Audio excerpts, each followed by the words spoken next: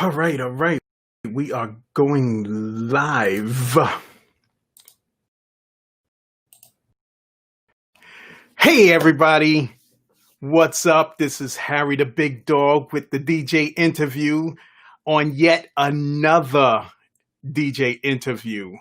This is number 26. Welcome, everybody who's coming to watch it from the replay. And welcome, everybody who's coming from YouTube, Twitch, Periscope. I wanted to thank everybody for hanging in with me for this long.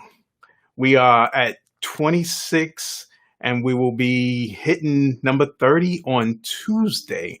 And stay tuned. We have some special people coming up, just like our guest tonight, our very special guest. So without further ado, let me bring him in. Ladies and gentlemen, DJ Sugar Daddy, aka Kevin Woodley. What's going on? I'm good. I feel good now because I'm special. Oh my gosh, I'm special. No, I'm just kidding. Our What's up, brother? special guest. What's up, Harry? I'm chilling, man. How Big is dog. everything over there? How y'all hanging Uh, over there? Incredible. You know, it's Friday. A lot of people are not working. A lot of people are working. And what we do on Friday between 5 and 7 is we provide music. We provide entertainment. We bring the Inkwell to them. In fact, if you hear in the background, that's our phones ringing now. They never stop. It just never stops. Well, I was on a little bit earlier for Yeah. probably about an hour. Then I had to go get Yeah. ready. But Yeah, yeah, I got stuff to do. good music. Good Thank music. you. Thank you, I'm man. I telling love you. it. I love playing great music. I love making people dance. I mean, people are dancing. You know, I'm also on House Party, and people are in their car driving somewhere, partying to the music. I'm going like, don't hit nobody. But Wow. it's amazing. It really is. It's. Now I find between Facebook, I have several of them, Instagram, House Party, Zoom. There's so many different platforms that I'm reaching people through, Yeah. and it's important to me. It's important. You know, the Equal family is a huge family. It's ever growing. We lost two of the main members of the family, which is DJ Lance and Tommy Allen. So rest in peace to them. Yeah. Rest in peace. Family, yeah, yep, the family's still growing and they're still doing their thing. You know, they're still influencing our music. They're still, we every time I play, I make sure I shout them out every single time because I think it's really important. You know, they help the Inkwell, grow from infancy to what it is now. So I'm really appreciative of that. Definitely appreciated. Yeah. So tell everybody your name, where you're representing, Okay. and how you got started in this game, because you have two separate games that Yeah. we're going to talk about tonight. Yeah, absolutely. Okay, so Kevin Woodley, Kevin Sugar Daddy Woodley. I was always Kevin Woodley all my life until I decided to become a disc jockey. I started out in my bedroom in the Bronx. I grew up in the Bronx in Brooklyn. I started my bedroom in the Bronx and stuck my window, my speakers in the window. People would listen and dance. And then 1974 or 1975, I think it was, Yvette Orench is her name. She had a birthday party where I lived. I lived in the Bronx in a place called Rosedale Gardens. And the girl, Yvette Orench, had a birthday party. She asked me to play. It was, in fact, the week that Earth, Wind & Fire's record came out. The song was Fantasy. And I played that song like 5 times that night. And it was like the hottest song in the club. It was amazing. Like I just turned it out. And it's just basically, my turntables and my speakers. And that was it. And I started developing from there. And then I got a call from a friend who invited me to come down to a place called Laughs. It's a nightclub on 54th between 3rd Avenue and Lexington.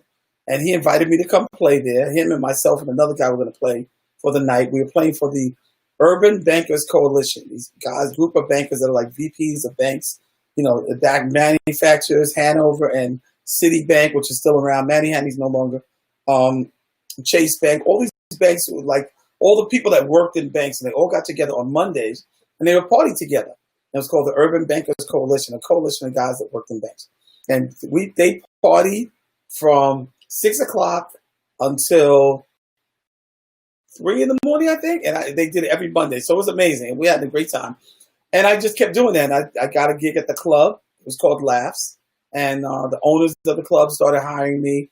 Then they got some promoters, which was Elmo the Magic Christian, Eddie Adams, and Lindorf Lindsay, and somebody else I can't remember. Oh, Tony Harris. So those are the 4 promoters of the club, and they all got together and hired me. So all the different nights we were open, I was the DJ or I was the host. I was the host on the mic, and that's how I started my career. So from sticking my speakers in the window to that. I can't hear you. You hear me now? Yes.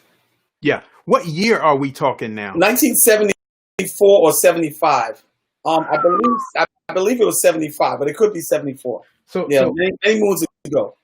Many moons ago. Hold on. Let me show you something. Okay. Are you this old? I'm actually, yeah. Or I'm that are you 8-track? I'm 8-track old. I'm 8-track conversion old. When I was young, 8-tracks were in. They were in cars. If you bought a brand new car, you got a car with the 8-track. Yeah. I guess by 75 they started with cassettes, but cassettes weren't big. Yeah, that was it. 8-track. Yes. Saturday Night Fever. I was playing in a nightclub when that movie came out. How about that? Man. I was official. And the thing about it was I started out as a DJ, but I also rhymed. And in 1979, I had a song called Another One Bites the Dust. So I was a DJ and a rapper and a host on the mic. And it was a lot of fun, man. It was a lot of fun. And then, from that, of course, later in the later years, I became a music executive, which is the other side of my career. But we're gonna talk about that second. Let's stay on the DJ part of it. So it's 1974. You're hired at a club. Yeah. What is that like? Amazing. I'll give you an example. The first time I walked in the club. Now, we open at 6, so I got there at 5 because that's how I am. So I got there about 5 after 5 in a taxi. I had, I think, 6 or 7 crates of records. So I had to bring them in. The first crate I brought in myself, the driver was outside with my stuff. I walked in, I put the records down, and I'm putting them down by the bar. And I look at the bar, and I'm down on the ground, and all I see is nice legs. I'm going like, whoa. I said, I'm going to love this place. I mean, bad women. What I realize now is the guys were bankers. And, they worked for, all kinds of companies, and they were thinking, I'm going to hit it rich if I find one of these guys. So they were there early. Oh, okay. I figured it out later, but then I was like, damn, it's like this. I was happy. It was amazing. And I brought the rest of my crates in. I put it in the DJ booth. I was just getting proficient. I wasn't a great DJ yet. I really wasn't, honestly. But I had a passion for it. I was blending, sort of ahead of time because a lot of people weren't blending. They were just cutting. But I was blending, and I really wanted to blend more. And that was one of the things the guy said to me at the end of the night. Said, was everything okay? They said, yeah, everything's cool. You got to work on your cueing a little bit. They don't really know what cueing is, but I understood what they meant. Because back then, most DJs didn't mix. They didn't blend songs. Yeah. They cut songs. It was like cut one part to another part. And the key was finding similar parts of the music to match. And that takes a skill. That's actually cueing. But when you're mixing, it blends together, what they call cross fade. So the songs cross together, one fades out, one fades in. And I was working on developing that as a skill. Right. Not easy. I've mastered it now, but it wasn't easy. So, yeah. So that was my thing. I walked into a club, I saw these fine women. I'm like, I'm happy. I'm in my element. I'm like, you'll pay me? Okay, cool. We got DJ Howie D checking in. Shout out to Howie D. What's good, man? We got DJ Microphone Checker checking in. We got DJ Mix Smash checking in. What's up, guys? What's up, guys? How y'all doing? So now, take us to your next phase. How long did you play at this club? Oh, I played at Laughs for 3.5 years. Take us after that. Where did you end up? And how did you get Sugar Daddy? When did Sugar Daddy come in? Sugar Daddy was a name that a girl called me. Okay, so here's the thing that I forgot to tell you. At the same time of me playing in the club, I went to John Jay College of Criminal Justice. Okay. And I joined the radio station, and just became an on-air personality, learning radio, and developing my skills there. And I worked my way all the way up to station manager. But at this time, I just started, and just regular DJ, starting my career. And so I didn't have a name, but I remembered a girl called me Sugar. She said, "Oh, you're my sugar daddy," and I was like, So when they asked me for a name, I was like, I guess I'm going to use Sugar Daddy. And girls were like, I like that. I was like, okay. I was thinking about something else. They were like, no, keep that name. So I used it for the first year on the air. And I had a great following. It's a college radio station. It was carrier current station, so it's only playing in a very small area. But basically, we played music into the cafeteria where everybody had lunch. Okay. So on their break, that's what they were. They were in the cafeteria. So I got very popular doing that. So popular, I became sophomore representative of John Jay College. I represented them on the student council, and so it was like Sugar Daddy and Kevin Woodley. But Kevin Woodley was the one they knew, and that's the one who ran for office and won. And we pretty much ran the school. It was amazing. But in the meantime, while I was doing all this craziness, I'm still DJing at Laughs. So I'm going back and forth to my radio thing to the club, and as I did it, I met Frankie Crocker. Wow. And he started influencing me, talking to me about what I should do and how I should be. And, I wasn't ready for a radio station, but I was still developing my skills, and he was really helpful in that. So he mentored me. Yeah.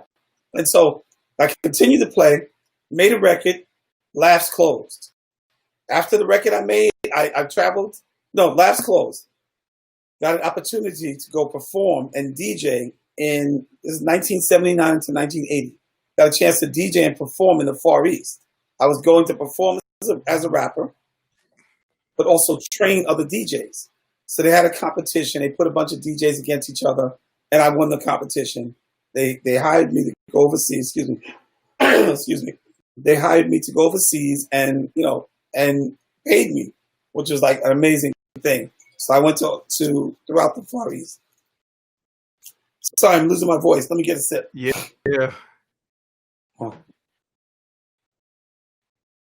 Oh man. So we got DJ Tommy Lee checking in. International DJ Tommy Lee checking in. We got Sadie Blue checking in. What's good, Steve? So go ahead with your story.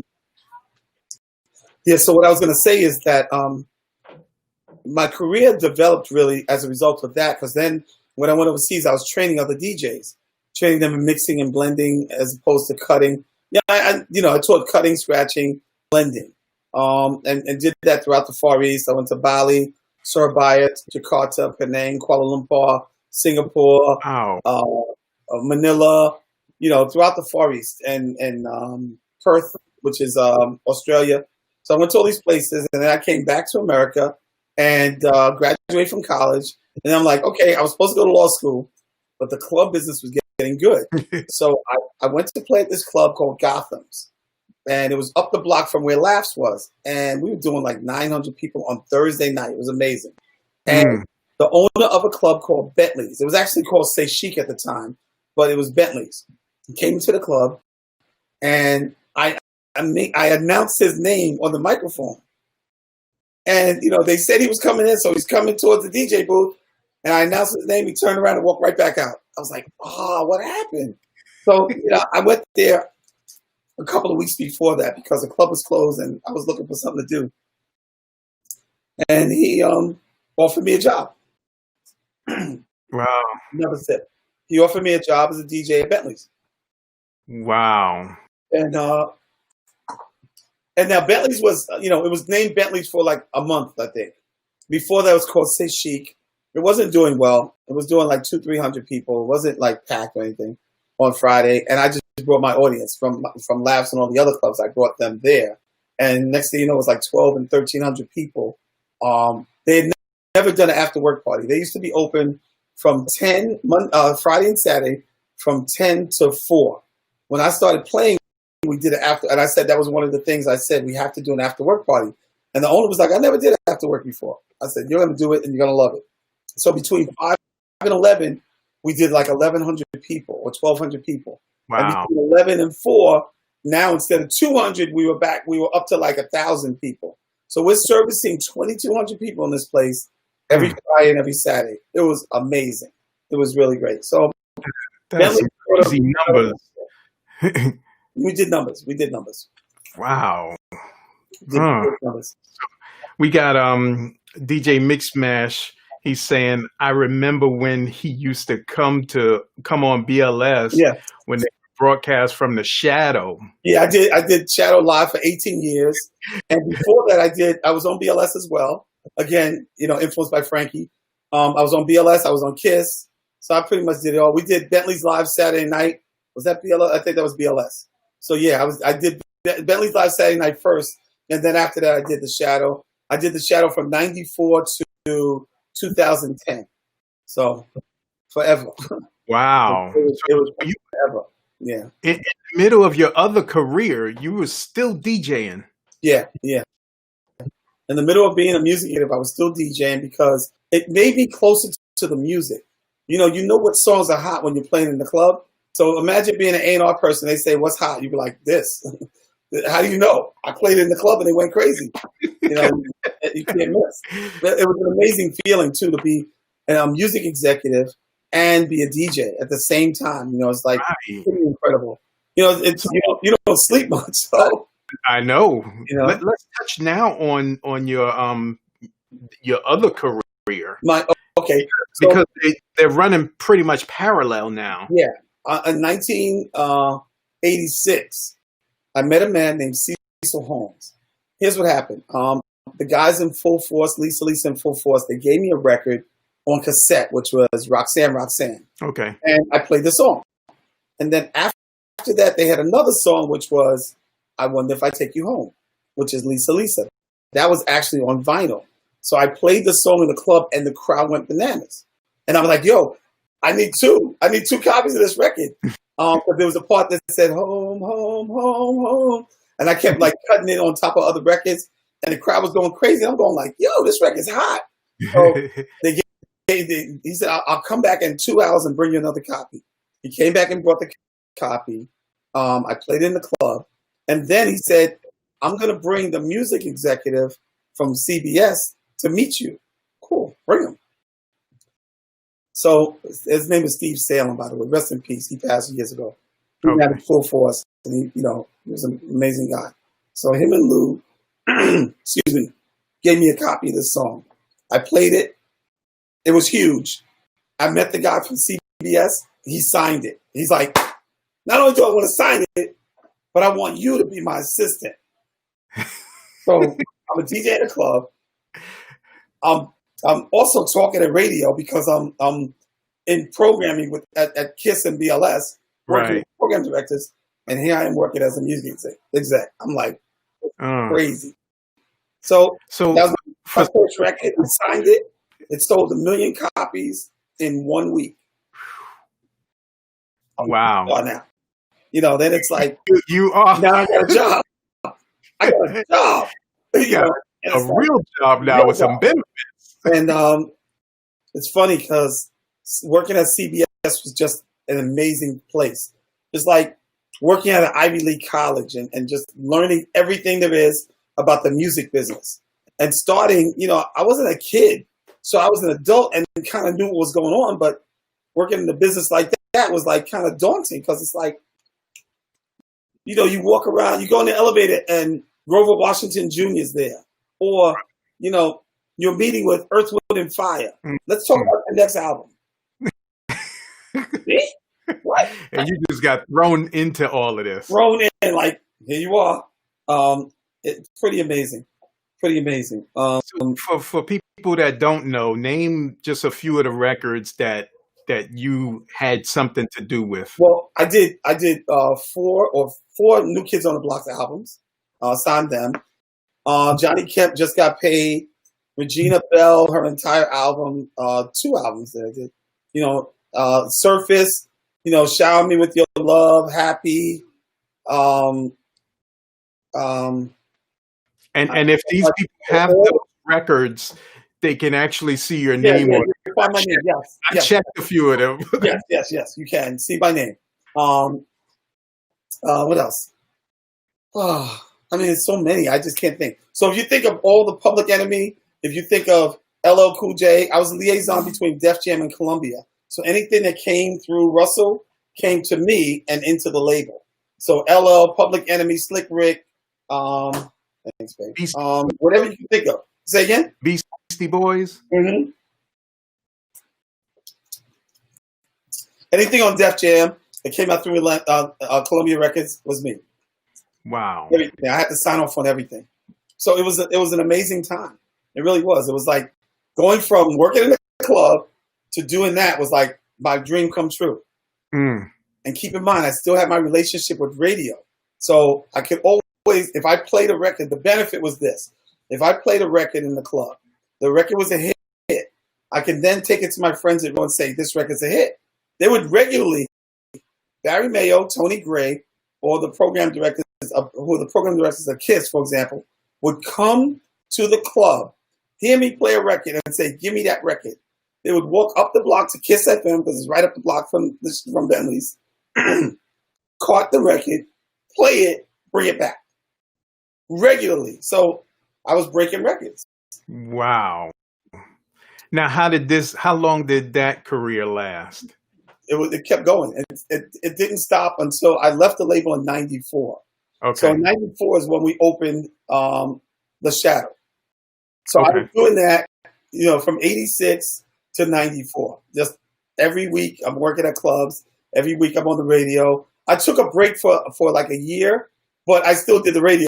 So I was mixing live from the radio, doing Bentley's Live Saturday night. I hired Daryl James to play because it was getting to be a bit much working, doing both. Excuse me. But I had a ball. I had an absolute ball. The other thing I forgot to mention, the Fugees, Lauryn Hill. Those are the deal that they came in through. I signed, which was Rough House. They came to Columbia Records they were on Rough House Records, and I signed that deal. So everything that came out of that, Crisscross, Yep. Cypress, I think Cypress so. Hill. Yep. Yeah. So all that came through me. So my track record is incredible at Columbia, and I broke it up because, and that's a personal thing. They how labels get, they get very sentimental with the older folks. As you get older, they feel like the new blood should take over. That's how Columbia was. My boss, Cecil Holmes, was asked to resign. I didn't like that. Wow. He's somebody that put me in the game. So they were like, look, you could take his position and just let him ride off in the sunset. I'm like, nah, it's wrong. He don't need to go. He can stay. They're like, well, you can do whatever you want, but he's out. So I said, I'm leaving. And I left.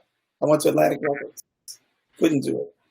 Just couldn't do it. Now you're at Atlantic Records.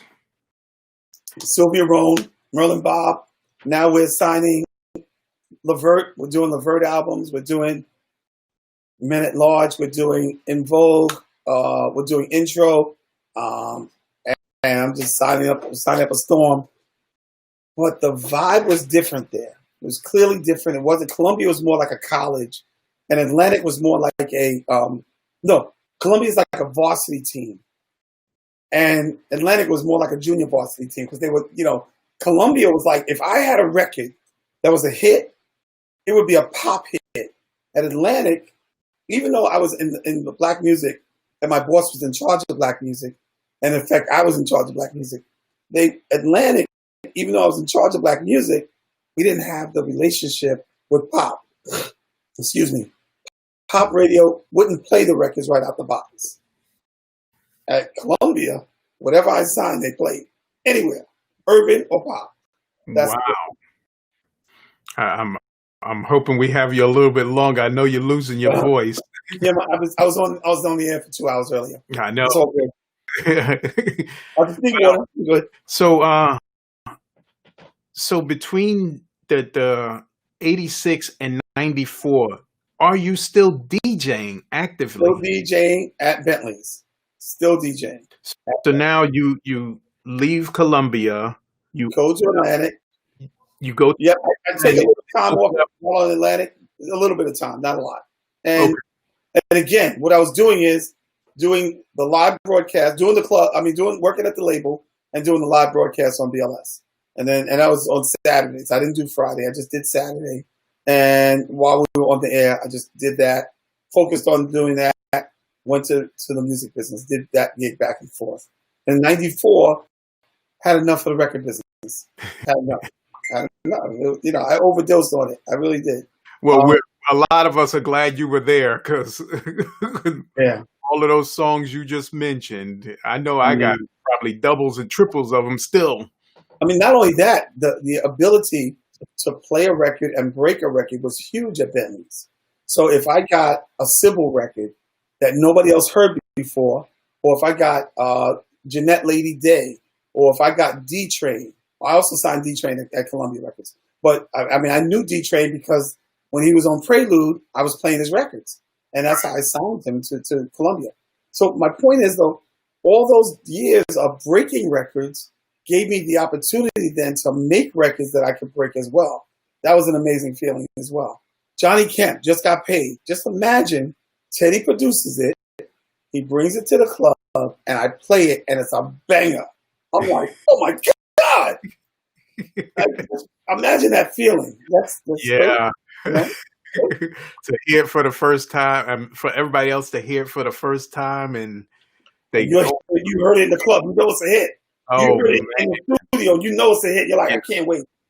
I can't wait. I can't wait. I can't wait. And then record comes out, and it's a hit, and it's a huge hit, and international hit. That's right, a great feeling. It really is. You don't get that often. Even like Happy, even like Surface. I mean, Shower Me With Your Love was like a wedding song. And we yeah, knew it. When I heard the record, I'm like, this is a wedding song. Like, I remember sitting in the office with my boss, Cecil, and the groups, Dave Pitt Conley and Bernard, and I forgot the other guy's name. Bernard and Bernard, right? I can't remember their names. But they all sat in the studio, in the office, played their music. I was like, this is incredible. I knew we had a hit. So I was like, hit. All right, let's go. And it's a remarkable feeling to play in the club and work at a label. It really is. It's wow." rare.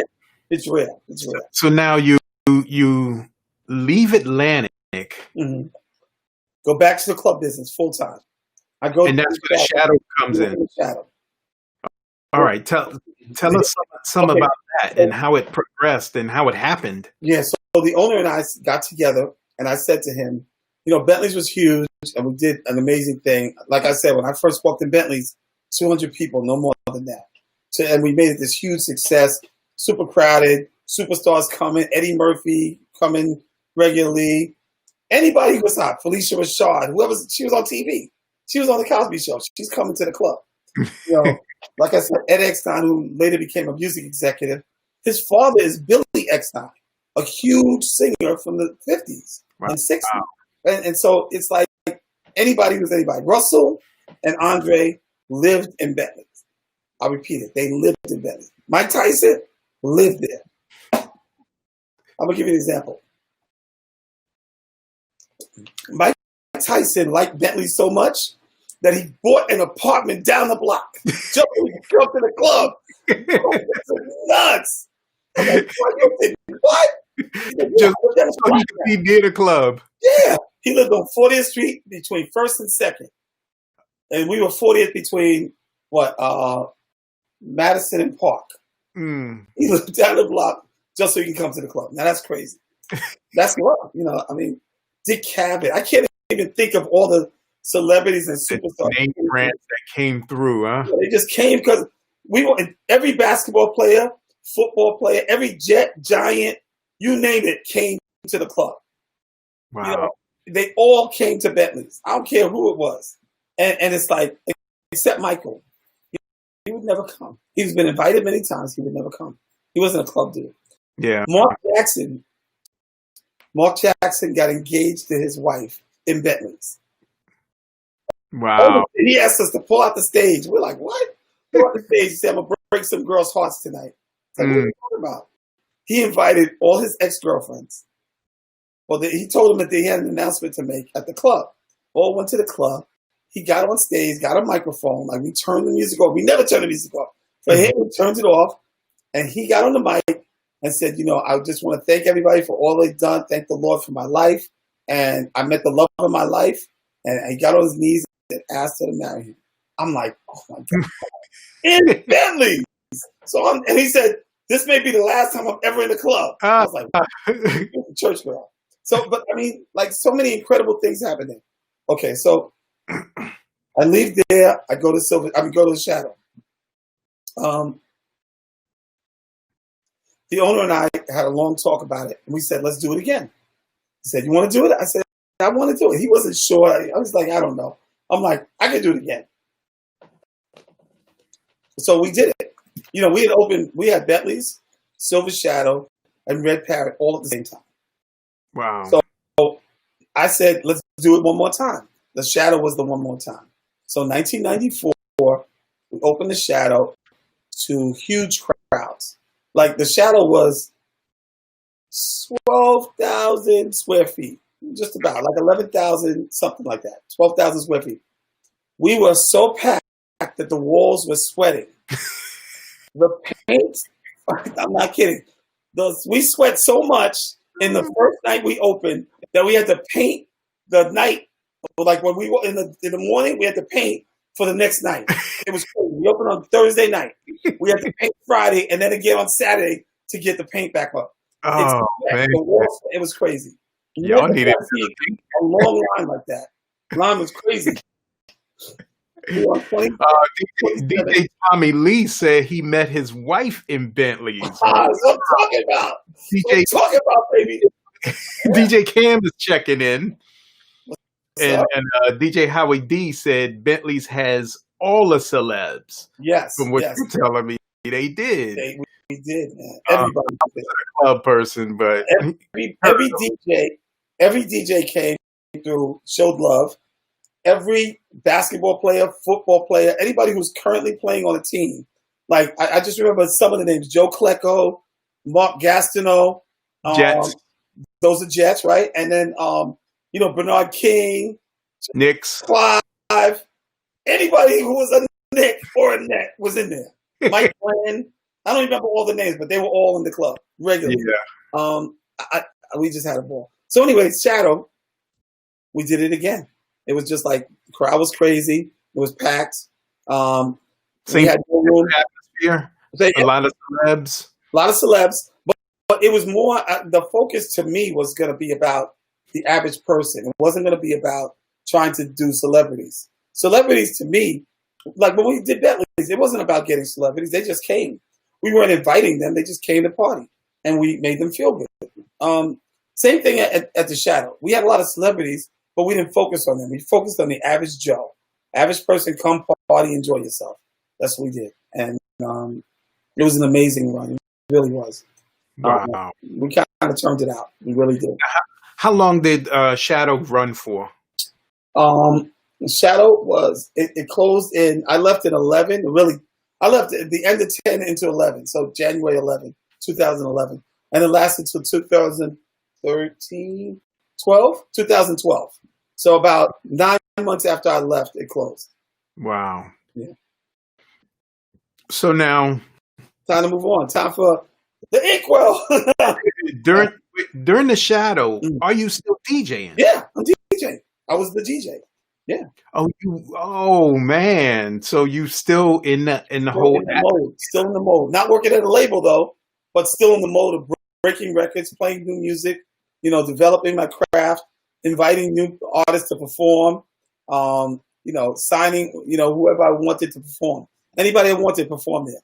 And if you look at if you talk to anybody about the performances at the Shadow, that was me, putting them together. Right. It was amazing. It was an amazing place to perform.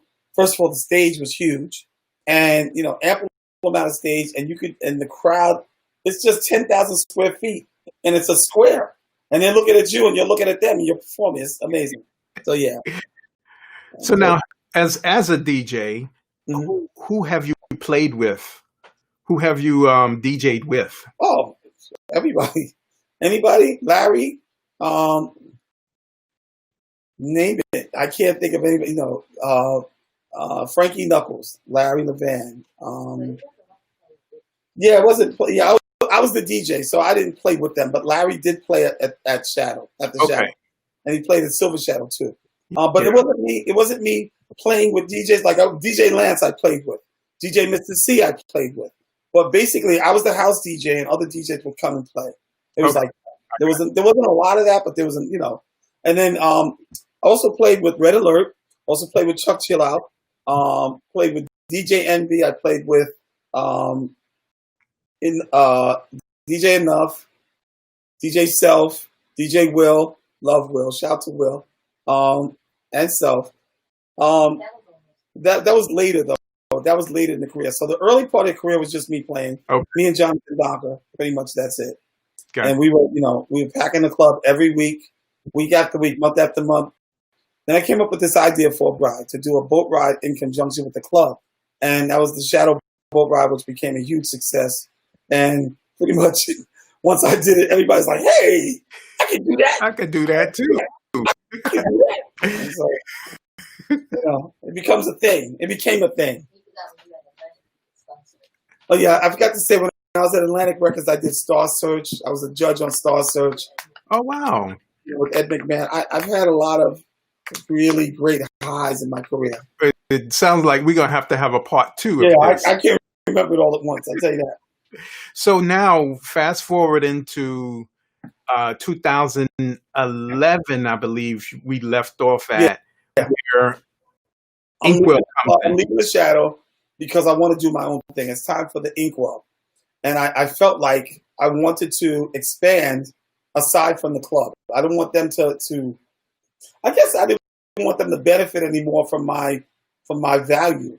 I'm bringing everything to the table, and they're only bringing money to the table. I'm like, it's more than money. I want what's mine. I just want my own brand. And it's like, it's one thing. I mean, technically, Bentley's was my brand, and so was the Shadow. So was the Silver Shadow. So was the Red Parrot. But to me, I didn't get credit for those. So I just said, it's time for me to just do my own. Right. And my own is the Inkwell. And I get enough credit for that. I mean, Tommy Allen, Lady D. Wells, DJ Lance, Mr. C, Chris Love, Boogie Black is the host. Those are the DJs, and we all DJ Hollywood. All of us played for the Inkwell, and it was our brand, and my brand actually, that we developed with. And it was like, why don't I do something where I can share my brand with them and help them develop their skills and develop their audience? Right. And that was my plan, and it worked. I think everybody I mentioned did very well. Yeah. We had DJ Lady D Wells a couple of episodes back. Wonderful, wonderful person. And she's doing her thing, still doing her thing. Yeah, and she's still doing the thing. People love her. I was on one of her live streams, and the comments are just going and going. A female DJ, man. A female DJ is always that there's an allure for that. There's always a desire to hear that. Like, and women are like, yo, that's a girl doing it. You know what I mean? Like, Yeah. That's the one thing I got to say about a female DJ, and that is that they're always going to get the love of the audience because it's A, unusual, and B, women, you know how women are. Tell a woman, another woman says something, she'll be like, well, she's right. You know what I'm saying? You're going to hear that. I need another one, Tom. You're going to hear that because women support women. And so, yeah, definitely that. I mean, all of the DJs have really done well. They have their own brands, and they're working with the Inkwell brand, which made it really good. Yeah. So now your Inkwell, your Inkwell endeavor. Mm-hmm. What sparked it, and why that name? The name was picked. We all sort of were coming up with a name. It's myself, DJ LA, his brother Sam, rest in peace. And Sam was the one that came up with the idea. Cam's like, we're going through different names. We're like, Inkwell, how about that? We knew what Inkwell was because it's a beach. It's a section in Martha's Vineyard that all the black folks go to. It's actually a beach, and you can find if you go to Martha's Vineyard, you'll find out where all the black people are. There's one place, and that's at the Inkwell. So they say, "I'll meet you in Inkwell." You know you're gonna see them there. So Wow. pretty much that. So we named it after that. Amazing thing. Sam passed right after that, but Rest in I always peace. have fun. Rest in peace. I always have fond memories of that. But the Inkwell was an endeavor that was like, let's do our own thing. Tired of doing it for somebody else and with somebody else. Do it myself with myself. So now, where has this Inkwell taken you from 2011-ish, 2012-ish, when it's really getting started? Yeah, 2009 really started. 9. It's been incredible. It's been incredible. I've had incredible partnerships. This is what you're doing actively now. I'm actively doing it now. Correct. So it's still not, it's not over. My next thing is to expand it beyond New York, and that's what I'm doing now. I'm taking it. It's going to be New York and other states. I think that's the natural progression of the brand. Right. And going to other places and including them in the Inkwell vibe, and that's what we're doing. Because I think that there's a place for everybody. Right. And you think about all the DJs, and they've traveled all over the country, all over the world, spreading their music, and we're doing the same thing. We're expanding to different states, different big cities that could use our brand, and bringing in DJs that tap into those markets as well. So yeah, that's what we're doing, which is dope. Okay. It's exciting. Cool. So now let's hear some stories. One horror story of you DJing. Oh, We all have them. yeah. Oh, no, I'm not going there. I'll talk about this. I'm not going to say where it was, but just imagine you and somebody have a great friendship and a great partnership, and then they get a girlfriend, and that girlfriend decides that she wants to be the be all and the end all, and she decides that she wants to call the shots, and then that particular guy gets sick and has no more control. So now the girlfriend has control, and she starts telling the person that created it what to do. That ain't gonna work. That ain't gonna work.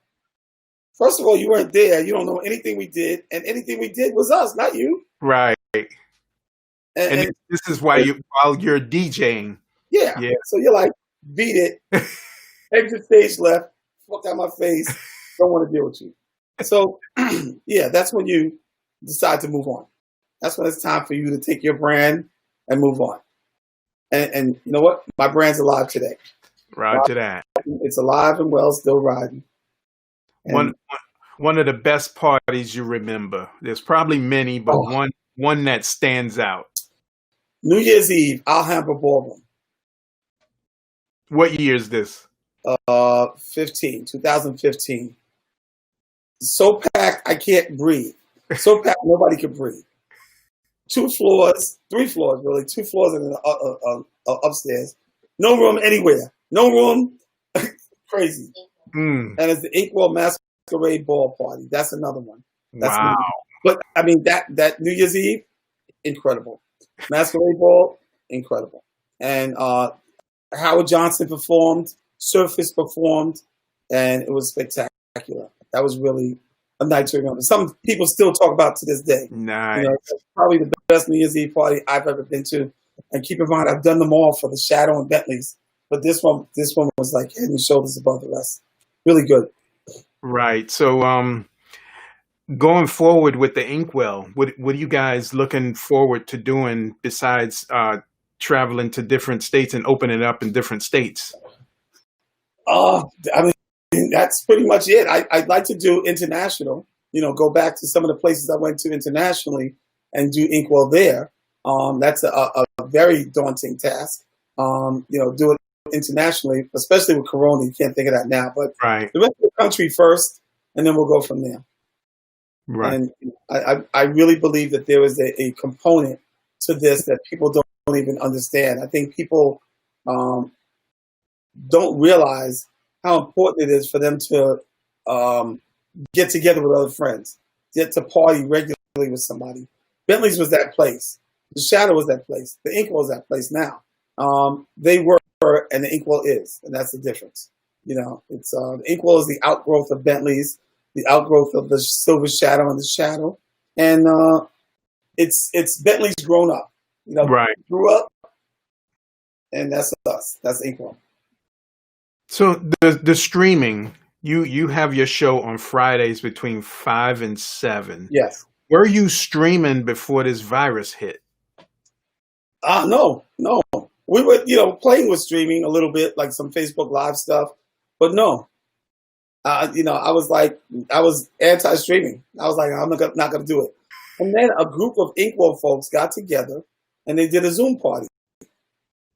And they were like, yo, come on, we got to have some music. I'm like, no.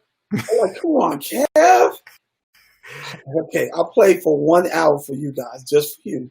We did the Zoom party and we had a ball. And I was like, now, how does that feel when you're playing, when you're streaming, it's just pretty much you in a room and you're looking out at boxes with either faces or names. So those boxes represent, 1,000, 1,200, 3,500 people at once. And then it gets restreamed again, and it's another 35 or 4,500. You got 5,000 people looking at you. It's like, what? You're playing in the club. You got 1,000 people in there. Great. 5,000? Yeah. When you doing that? So I'm like, and it's worldwide. Yes, I'm bugging. I'm like, oh, yeah. I'm like, okay. Inkwell, and then as a result of that, other cities now see Inkwell. They're like, I want that here. I need that here. Thus, the expansion. Exactly. Yeah. I could do this show from anywhere. From anywhere. Okay. Because I talked to many DJs during this whole DJ interview process. Right. And, it's mixed feelings. Some were streaming prior to the virus, right, and stopped. Right. Some were like you dabbling, and then they started. What happened? They got D-Nice MV. What happened? Why? I think D-Nice came. I'll tell you what I think happened. I think D-Nice came, and I don't know that everybody who's a DJ respected him as a DJ before, because they thought of him as whatever he was doing before. And then he became a DJ, and they were like, I don't like that. Like, he ain't no DJ. What you mean he's hot? I'm hotter than him. It's not about that. Yeah. What you have to understand is it's a platform. And the platform is not who the better DJ is and all that other stuff. You don't have to get into that. The platform is about approaching and reaching people outside of your comfort zone. Developing your audience beyond the four walls of your nightclub. Developing your personality beyond the four walls of your city.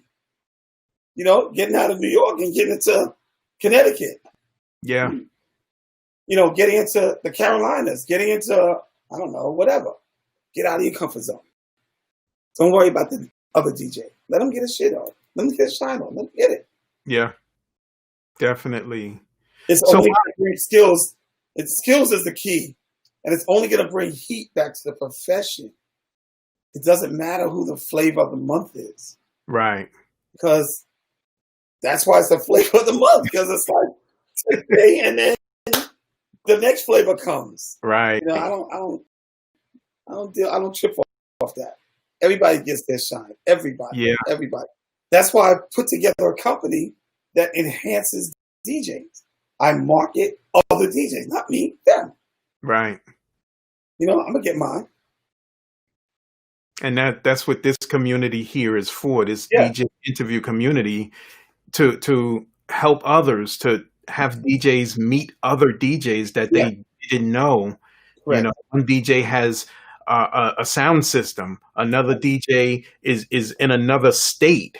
Right. Now you have a little network of people.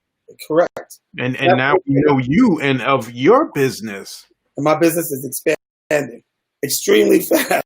Yeah. Yeah. I mean, because I realized that New York has contained me for too long. And it's my choice. It's been my choice. Yeah. I've had an incredible career in both the music business and the club business. But it's contained me too long. Like, I'm like, I want to play beyond New York.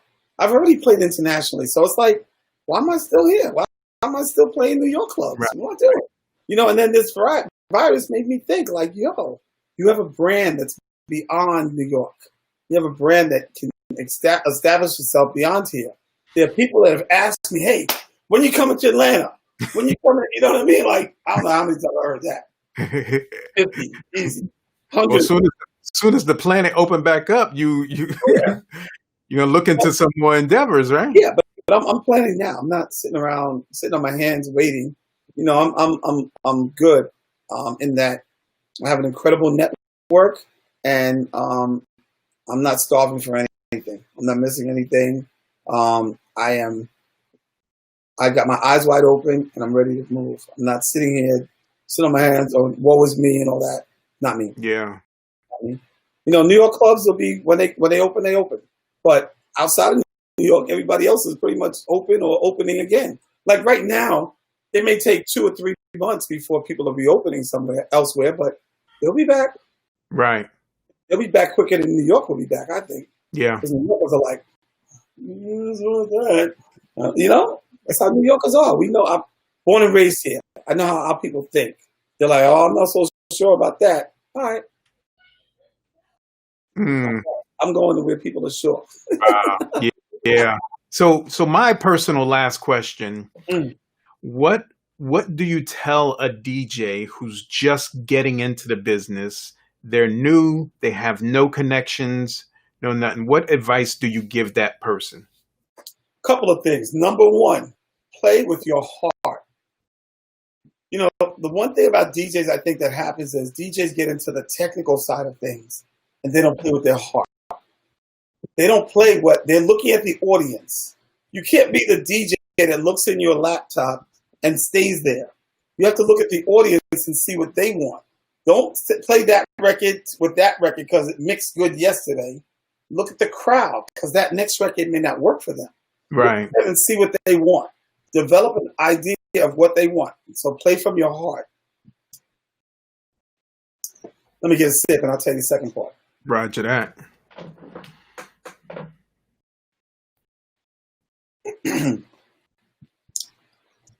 Second part is think for yourself.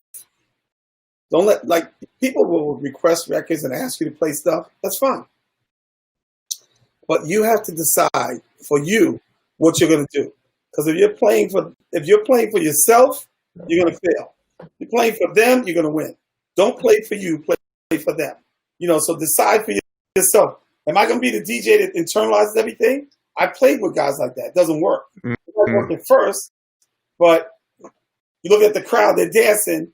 He plays something in his head, not looking at them. He's playing what he wants, and they're off the floor. And then he don't know for 3 records. He's still on the computer somewhere. Because he's still down here. Like, look it up in the computer and not looking at the dance floor. Yeah. And so when you look, it's like, oh shit, the floor's clear. What happened? What happened is you was in your laptop. Yeah. Your laptop. Comfort zone. Mix records, blend records, learn that. Focus on that. Cut records, you know, mix, scratch, cut. But make them work together. Make them almost sound like a musical composition. Play from your heart and make it sound right. Can't lose. For real. You know, I've had artists come to me. I've broken their records in a club. I played their record for the first time. I said to the audience, this is the first time you're going to hear this song. This song's hot. Listen to it. Play the record. You know, most people are like, that's all right. Next time, oh, shit. Wait, that's dope. Oh, no, that's my song. By the third time, that's my jam, right? I played it first. I wasn't afraid. If I know it's good, I'm going to play it. If they don't like it, they may not like it at first. They may not like it at second. If it's a hit record, they're going to like it. That's how I felt. Exactly. So I was able to break records because I wasn't afraid. I wasn't afraid I had a reputation for breaking records, but that's because I did it. You know, because I said, fuck it. Mm-hmm. It's a new song. You're going to love it. It's D-Train. You're the one for me. You know, it's whatever it was. It doesn't have to be a Michael Jackson record or a new record or some art. It doesn't have to be a Drake record that you know. Could be anybody. Could be a new Beyonce song, which I like, actually. I like her new song.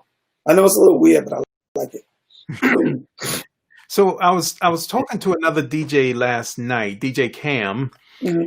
and we got into a conversation of um, the longevity of a certain song, Mhm. and we were talking about what makes a record a hit. I mean, Johnny Kemp just got paid. Right. You can play that back then Yep. and today, and you still get the same reaction. Exactly. But other songs from 2 years ago, it may have been hot that month, but you don't even remember the song or the artist anymore. The music's different. They took music out of schools as elective courses. So because of that, the musicians couldn't develop, the producers can't develop. So unless you go to school and study music, you're never going to learn. Unless you play at a church or something, you're never going to learn. So you have guys with limited skills who have all the gear and the equipment, but musically they can't reproduce anything. All they can do is take a sample of this, a sample of that, and put it together. So that's why it doesn't work, because it's not lasting, it's not timeless. Just Got Paid is a hit record from day one. Like if you listen to the horn sounds in the beginning, Teddy worked on those horn sounds. He had to put them together to get that sound. Right. They don't do that anymore. There's a module that has that sound. It's EQ'd, it's set. Sample it, play it. Or it plays itself now. I'm like, oh my God. I just can't imagine. I just found it amazing that music is like that, and it's we talked about there's about maybe 2,500 songs that you can that came out 30, 40 years ago. Yep. You put it on, you get that reaction, and you know all the words. Right. And 20 years from now, it'll probably be the same way. And these songs that are hot now, you probably won't know who did it. I'm gonna look at this. I want to see what happens with Drake's catalog 20 years from now. I want to see. I want to see if any of these records are timeless. I don't know. I'm very confused about it. And I like him. Some of the stuff is sleepy, like some dragging. Some of that stuff is like, all right, Drake, come on now. You sound like you were drunk and you were in the studio and you're like, okay, let me just do this song real quick and I'm done. And other songs are happy and cool, but some of them I'm like, what the hell are you talking about? And he's the better of them. Some of them are like, what the hell? Yeah. It's just a stupid little phrase that people like and they like, but and that's a whole 1.5-minute song. Yeah. They'll be playing Michael Jackson though. Yes. A child who's not even born yet, right now, is not born, is gonna love Michael Jackson. How about that? I guarantee that's a fact. Fact. I don't care how old they are, they're gonna love it. Excuse me. And listen to that music. It's timeless. Until they get back to reproducing music like that, it's not gonna work. It's not gonna work. It's hard, and it's hard to be hot with that music. It's hard. And I give people credit. I look at Self and people like that, Will, those cats, have been able, and MB2, they've been able to transcend their time period. But that's because they're 80s babies. And the 80s had great music. Yeah. That's the 80s. I was the king of New York. Period. Period.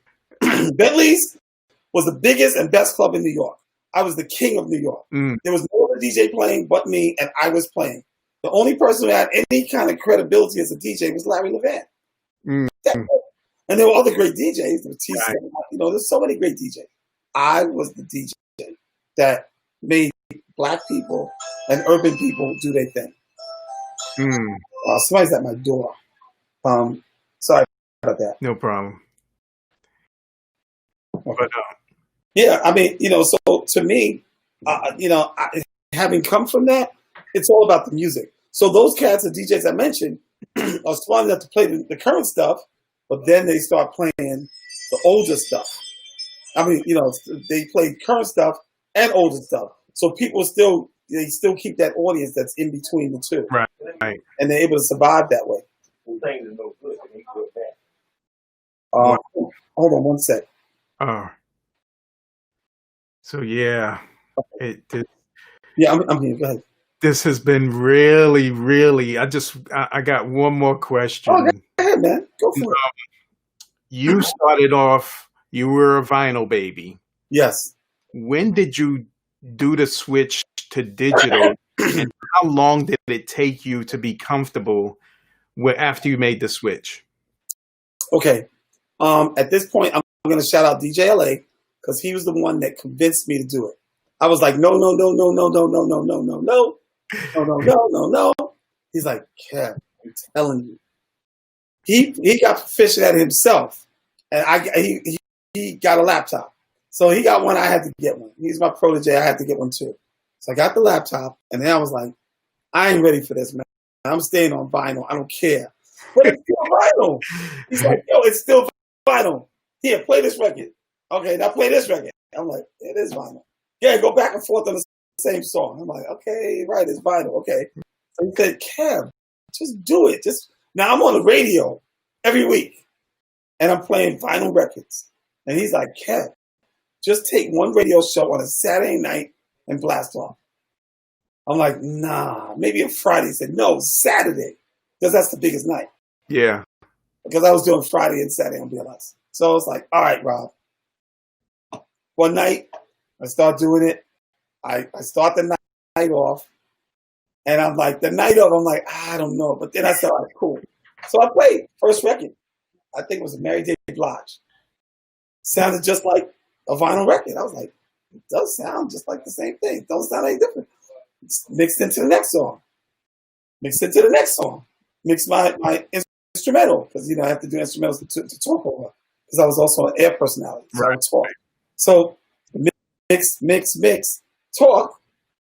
It feels like the radio. It feels like you're playing on vinyl. It's like, okay, I got it. Finished that show. I was like, okay, I did it. I'm good. It was nerve wracking. I'm expecting the record to skip or something, and nothing happened. It was just, it was even easier because you're not picking up anything. Right. Go to the final record and come back. You're not doing all that. Now, what year are we talking? Oh, wow.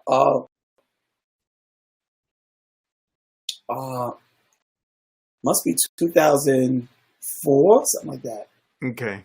Okay, and it's early. Like nobody's on it. Nobody's on. Very few people. Was it Serato? It was Serato. Yeah. Okay. It was Scratch Live. Yeah. Because I see in your show earlier today that you use a controller. Yes. And so you get away from the turntables, or okay? I sold my turntables. I had 11, not 1100. I had 1200, the original 1200 turntables, Techniques. That's what I played on when I first started at Laps, just to give you an example. Wow. 75, 74, 75. I sold them. I sold my 1200 Mark IIs. I had 4 pairs of those. I have 1 left. Now I have 2 controllers. I'm on controllers from now on. So everything is there. You can't. There's nothing like it. So, once I transitioned, after that one show, it's difficult when you do live radio. It's not easy. It's very difficult, but I was able to make it easy. It was seamless. Mm-hmm. And once I did it, and the show went off without a hitch, I was like, I'm doing this next week. Then I never stopped. Oh. And nobody else was on it. Everybody else. I remember Chuck Chillot coming to the DJ booth at the Shadow, like, "Oh, you wanted that? I'm never gonna do that. You bugging, son." I'm like, "All right, cool, Chuck. Don't touch it. Don't touch it. Bring your vinyl records. Skip. And I'm like, you ready for this yet? Nah, never. All right, cool. Let your record skip then. Go ahead. Because you play those records week after week, month after month, they're gonna start getting dirty and scratched, and you can't keep buying them. And then they stop selling vinyl. Yeah. Like, okay, Chuck, what you gonna do now? It's hard to replace a record now. Yeah, because they're not making it. So that new hot record, they're not making now. The only way you can play it is on Scratch Live. That was the end of it. That was when he said, okay, because if they're not making your record in vinyl and it's a hit record, what are you going to do? You can still play the record. It's going to be on a file. It's an MP3 file. Play that. Same song, sounds the same. It's just decoded digitally. So Once I got to that, I'm like, let's go. And there's nothing like the feel. Like it doesn't feel. I had CDJ 1000s, and this Pioneer right here, which is the DDJ SZ, the jog wheels feel exactly like the CDJ 1000. So I feel at home. You know, it's almost like playing on 1200s all your life. It feels exactly the same. Wow. It feels like you're playing on 1200. So ever since then, I've been like, yeah, I think it was 94. I mean, '04. Might have been earlier. I don't remember the exact time, but I'd have to probably go back. I still have I recorded all of my radio shows. All of the live mixes that I did on BLS, I recorded them all. From year one till when I stopped in 2011 or 2010. Or was it? No, 11, I think it was. 11 is when I stopped mixing on BLS. I just got to a point, I love BLS.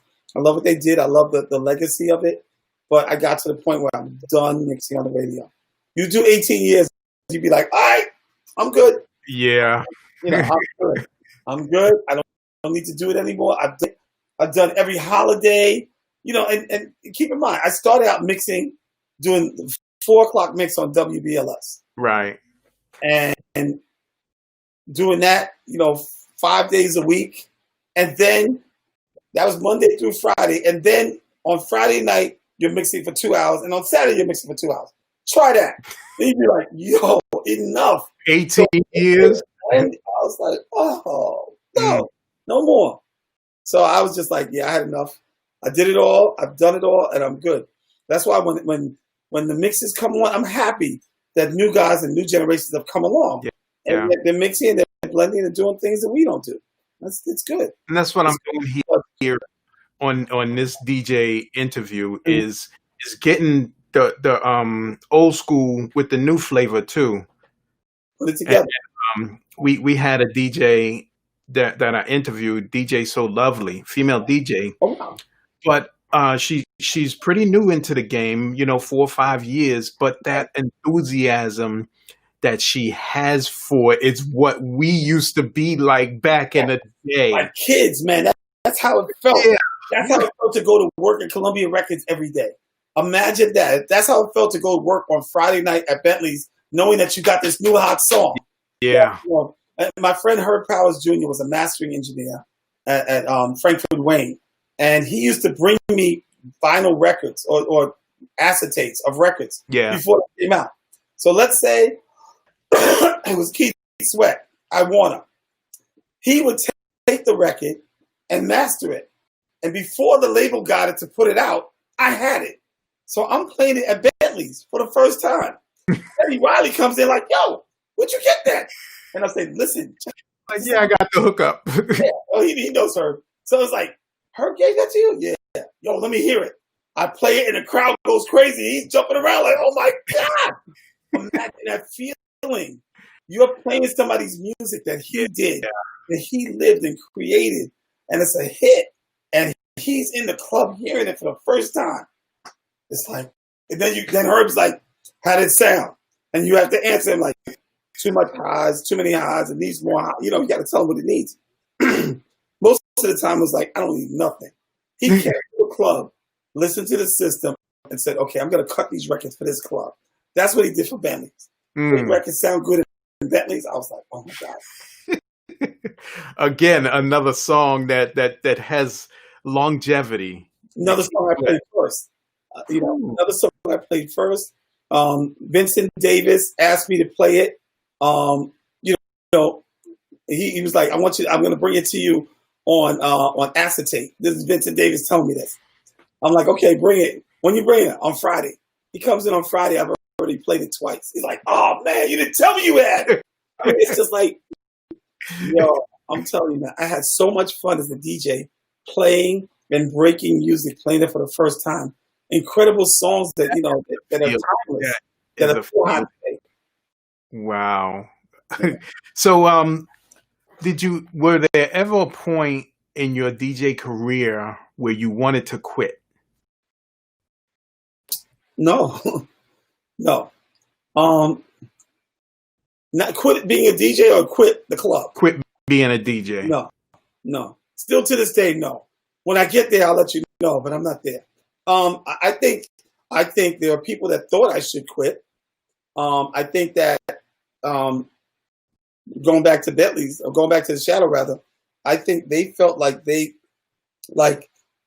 I was holding them back from getting a younger audience. Oh, hold on a second. Hey, can I call you back? I'll call you back in 10 minutes. We got DJ P Nice checking in. Oh, thanks. Nah, that's my family at the Copa calling me. Gotcha. Okay, so here's my thing. When they got they felt like they should have a younger audience. My audience was plenty young. Okay, on Thursday night I was doing 1,500, not teenagers, but 21, 22-year-olds. Yeah, 1,500 of them. But they felt like the whole club should be that, and I said to them, if you do that, you're going to destroy the Shadow nightclub. It will never be the same. They're like, no, I think it's going to be younger. Okay, and again, this is somebody who doesn't know the business who really thought it was cool to do. All right, cool. So here's what I'm going to do. I'm going to stop playing on Thursday and Saturday. Hire whoever you want. Deuces, I'm out. I'm going to do my own thing. No, I don't mean like that. No, I'm not going to play because I'm not going to destroy this club, have my name attached to the destruction of it. exactly. I'm out. I don't want you to leave. I don't care what you want. It's about what I want. I need my career to continue. I'm not done. If I'm done, then cool. I need to continue. So, deuces, let me be out.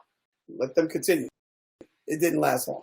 The destruction started immediately, and it went straight. It was like a plane. No doubt. Because here's why. Because the audience knows what they want. Right. A mixture of old and new is cool with them. They can live with that.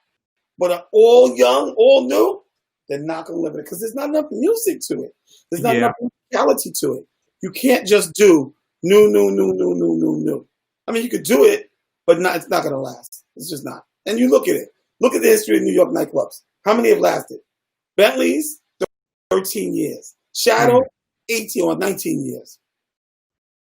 Wow. You know, you look at, I don't know, the Tunnel was probably the longest running club, and that was like 4 years. Speed was another 4 years, maybe 5. They don't last long. They just don't. Yeah. They don't. They have a life expectancy. It starts out off like this, and then it goes like this. And then it crashes. You know, the audience is, because it's like the ADD society. They're playing music quick. They're not playing a full version of a song. The song is not so great anyway because all it's going to do is repeat. So once you get the first 2 verses done, out. Because what's it going to do? There's no bridges in songs anymore, right? The song doesn't have a bridge. Verse 1, chorus. Verse 2, chorus. Music, not even bridge, music. And then maybe they chorus out. Songs like Just Got Paid has the ABA structure. Just got paid Friday night. Okay, that's one. That's the beginning of it. Check the mirror, I'm looking fine. Whatever. That's the A part. Then there's a B section to that. Then there's a chorus. Then there's another verse, pre-chorus, a pre-verse, pre-chorus. Then a bridge, and then he vamps out. They don't do that no more. So rhyme. There's a chorus. They rhyme again. There's a chorus, and then some music plays, and then the song's over. Remember back in the day when they had songs that were 10 minutes long and listen to the whole thing? The whole time. Everybody danced the entire time to that 10-minute song. And so it's like, that's why they're classics. They can't figure out how to do that without the musical knowledge. Yeah. They don't have the musical knowledge to do that. If you get somebody who goes to church and plays with the church bands, he'll know how to produce songs. He'll know how to write songs. Because those old gospel songs, the song structure is there. You know? But if you don't have that kind of structure in a song, in a current song, and I can't think of one. And every song that's kind I have, you know? Right. They're heavy on the chorus. The verses are not that intelligible. They're heavy on the chorus, and the chorus is what's bringing the song home. It's got a great hook. and that's it. The hook Right. works. I mean, and that's it. But there's no songwriting skill attached to it, none. And let me know when they get it. I'm not sure if they're gonna get it anytime soon, but Unless it's on a Beyonce song or something, yeah. you're not gonna be able to do it. Or John Legend or somebody like that. No, he's a musician. Alicia Keys, again, a musician. The songs have structure. They have dynamics to them. They go up and down. Right. You know, all these other songs. So that's the problem. So for the new DJ has got to learn how to play classic music and current music. Yeah. Because that's going to keep them in the game. Because he or she's going to go to a party and play music to a young crowd. You can do that all day. You know, first chorus out, first chorus out, first chorus, second chorus out, whatever. Do that with an R&B record that they know intimately. They'll be like, "Oh, that's my part right there. What you mean?" So they have to learn how to do both, and that's my advice to them: learn how to play classic music, Yeah. current music, and Definitely. see the difference. Understand song structure. You know, that's another thing that if you're gonna blend songs together, try to hear a song that sounds similar to the other one. Mix them together. Don't just go, you know, beat to beat. You can mix beat to beat, but you can also mix phrases. You can have dum, dum, dum, dum, dum, dum, dum, mix that with something else that sounds very similar, Yeah. and blend them together. And and when I started my career, that's what I did. I learned how to blend. I think it's different now. Now, of course, everything's cutting. Yeah. It's even easier to do that, honestly. That's my style. I like the blending Yeah, blending is it to me. music, not too much of the scratching. Yeah, I mean, I scratch, but that's not Yeah. really my go-to. It's not my main go-to. It's about blending for me. Yeah. So it is like almost 20 after. Let's wrap this up, and would you be willing to come back another time and share some more Absolutely. stories? Yep. Cool. My, So I want to personally thank you, my brother, thank you. Kevin My Woodley, for joining us tonight. You are number 26, Wow, 26 straight. that's a good number. 26. Yes, sir. I'm going all the way to 30. All right, there you go. I'm glad I'm number 26. Yes, Thank you. sir. I thank you much. Stay healthy, stay safe out there. I'm good, man. I'm social distancing. Yes. Staying away from everybody, pretty much, other than my family. Go rest your voice Yeah, before you totally lose it. 2 hours of being on the mic. I'm is crazy. telling you. So thank you much. You guys have a great night. All right, my brother. You do the same. Great talking to you, okay? All right. And thank you for sharing your audience with me. Roger that. Thank you. You got it, man. Shout out to all the DJs. Peace. So thanks everyone for hanging around and watching. This was episode number 26. I am Harry the Big Dog. This is the DJ interview.